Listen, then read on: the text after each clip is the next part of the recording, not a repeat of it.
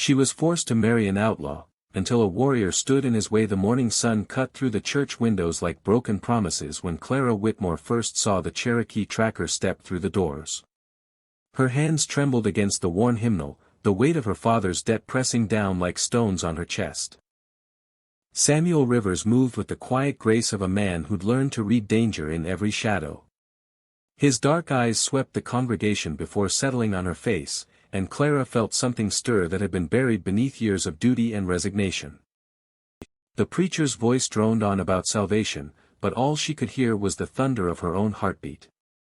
3 weeks until the wedding. 3 weeks until Garrett Blackwood would claim her as payment for her father's gambling debts. The outlaw's reputation rode ahead of him like smoke from a prairie fire, brutal, merciless, leaving nothing but ash in his wake. But when Samuel's gaze found hers across the crowded church, Clara tasted something she'd forgotten existed. Hope. Dangerous, reckless hope that burned like whiskey in her throat. After the service, she lingered by the cemetery gate, pretending to tend her mother's grave. The Cherokee tracker approached slowly, his boots silent on the dusty ground. Up close, she could see the scars that mapped his face like old trails, each one telling a story of survival. "You're the preacher's daughter," he said, his voice low and careful. "Clara Whitmore." Her name felt strange on her lips, as if she'd been someone else entirely just moments before. Samuel's eyes darkened. "I know about Blackwood. About the debt."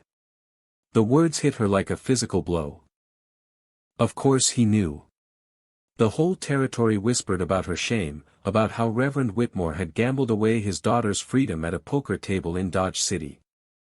The morning wind carried the scent of sage and distant rain, but all Clara could smell was the bitter taste of her own trapped fate. "There's nothing to be done about it," she whispered, though her heart screamed otherwise. Samuel stepped closer, close enough that she could see the pain carved deep in his features. "There's always something to be done." A coyote called from the hills beyond town, its lonely cry echoing across the graves like a warning. Clara pulled her shawl tighter around her shoulders, but the chill came from within. She'd spent so many nights staring at the ceiling, wondering if death might be kinder than marriage to a man whose hands were stained with blood. "You don't understand," she said. "Blackwood owns this town. The sheriff, the judge, even some of the church elders. Cross him, and you'll end up feeding the buzzards." Samuel's jaw tightened. "I've faced worse than Garrett Blackwood." The way he said it made Clara's breath catch. There was something in his voice, not bravado, but the quiet certainty of a man who'd already walked through hell and come out the other side. For the first time in months, she allowed herself to wonder what it might feel like to be protected instead of bartered. But hope was a luxury she couldn't afford. Not when her father's life hung in the balance alongside her own. The church bell tolled noon, each note falling like a hammer on an anvil. 3 weeks.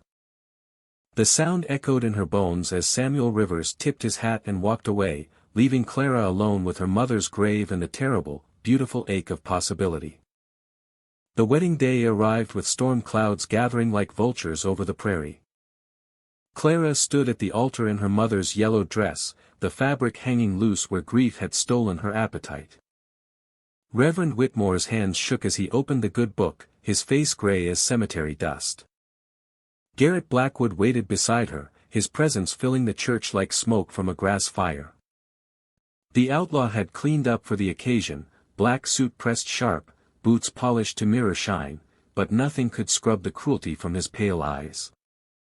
His men lined the back pews like a jury of demons, hands resting easy on their gun belts. "Dearly beloved," her father began, his voice cracking like dry leather. The church door exploded open. Samuel Rivers stepped through the threshold, his long coat dusting the floor behind him. Sunlight caught the silver conchos on his vest, and Clara's heart hammered against her ribs like a caged bird. He moved down the aisle with deadly purpose, ignoring the rustle of alarmed whispers and the metallic clicks of hammers being drawn back. "This wedding stops here," Samuel announced, his voice carrying the authority of thunder rolling across open plains. Blackwood's lip curled into a snake smile.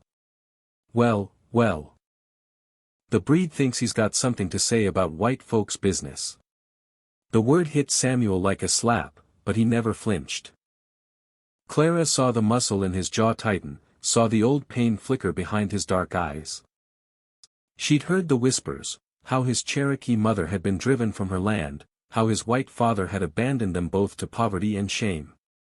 "I'm saying Clara Whitmore doesn't belong to you," Samuel replied, steel threading through his quiet tone. Blackwood laughed, a sound like breaking glass. "She belongs to whoever her daddy owes money to. That'd be me, Breed. $1,500 worth of her." The congregation held its breath. Old Mrs. Henderson clutched her Bible tighter. The Kowalski boys shifted nervously in their pew, torn between fear and fascination. Even the flies seemed to pause their buzzing around the stained glass windows. Samuel's hand moved to rest on his Colt. "Then I'm calling your debt." "With what money?" Blackwood snarled. "With this." Samuel pulled a leather pouch from his coat and poured its contents onto the altar. Gold coins spilled across the worn wood like scattered stars, catching the morning light and throwing it back in brilliant flashes. Clara gasped. It was more money than she'd ever seen in one place. Blackwood's eyes narrowed to slits. "Where'd a half-breed tracker get that kind of gold?" "Bounty hunting," Samuel said simply. "Collected on 3 wanted men last month down in Colorado Territory." The outlaw's face darkened. His hand crept toward his holster, and his men straightened like hunting dogs catching a scent. Clara could taste the violence building in the air, thick and metallic as blood. "Money don't change nothing," Blackwood growled. "She's mine by right." "Who's right?" Samuel challenged. "The right of a man who burns homesteads and murders decent folk? Or the right of someone who treats people like poker chips?" The accusation hung in the sacred air like incense smoke.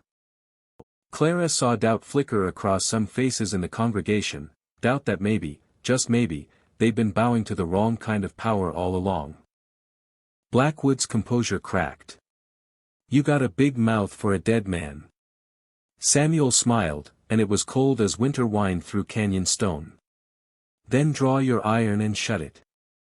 The challenge echoed off the church walls.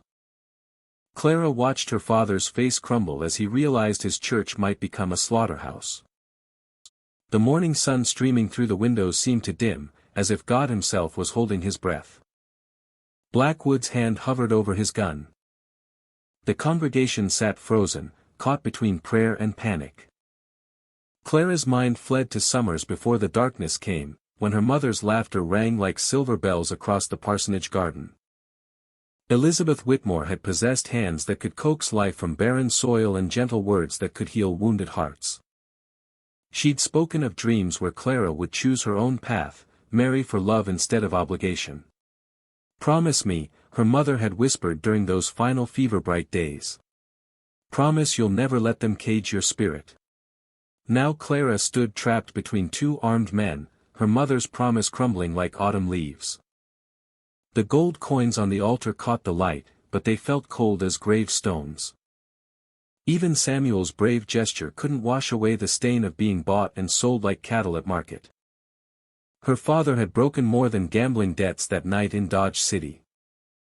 He'd shattered every gentle lesson her mother had taught about dignity and worth. Clara remembered finding him slumped over his desk 3 months ago, empty whiskey bottle rolling across scattered IOUs, tears cutting tracks through the dust on his cheeks.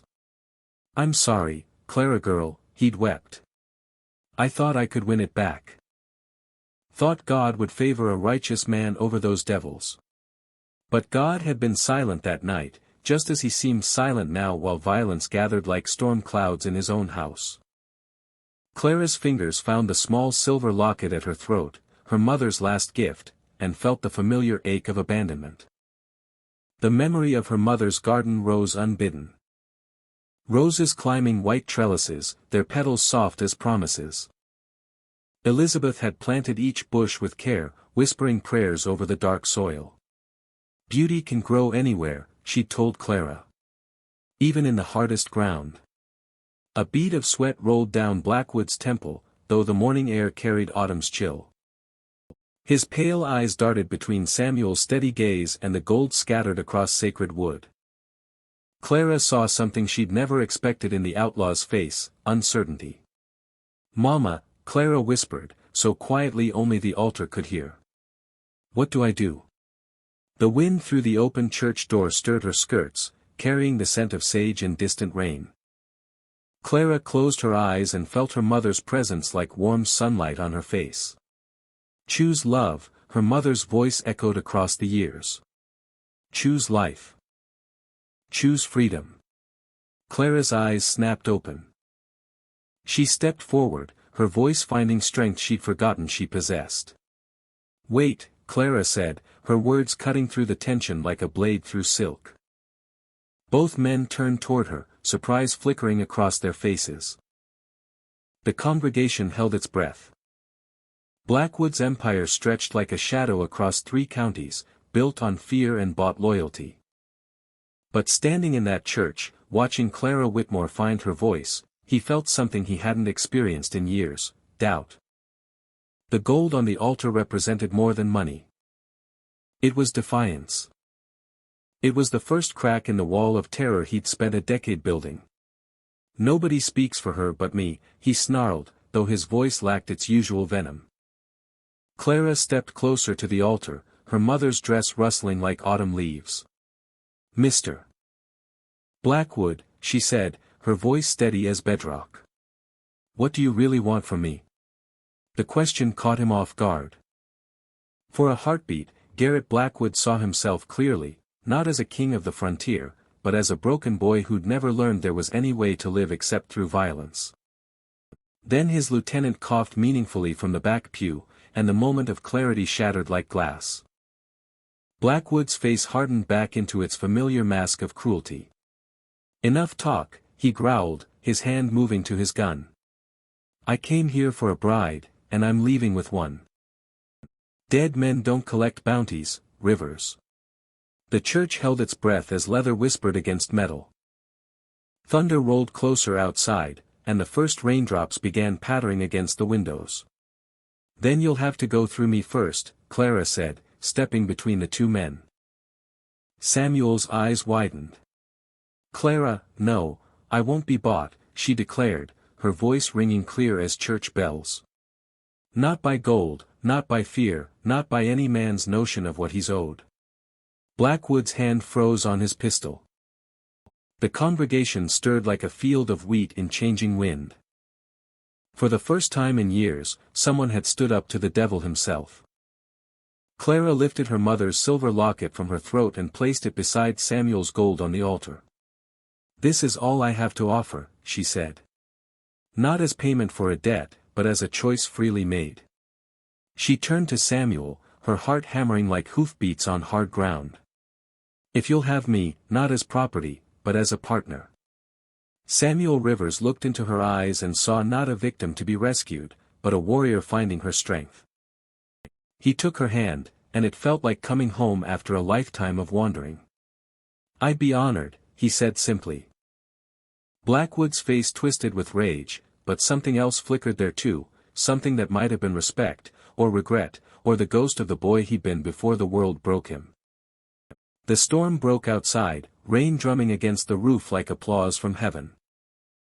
In the end, Garrett Blackwood holstered his gun and walked away, leaving behind only the echo of his spurs and the lingering question of whether a man's soul could ever truly find redemption. Clara and Samuel stood together in the fading light, hands clasped like a promise made and kept.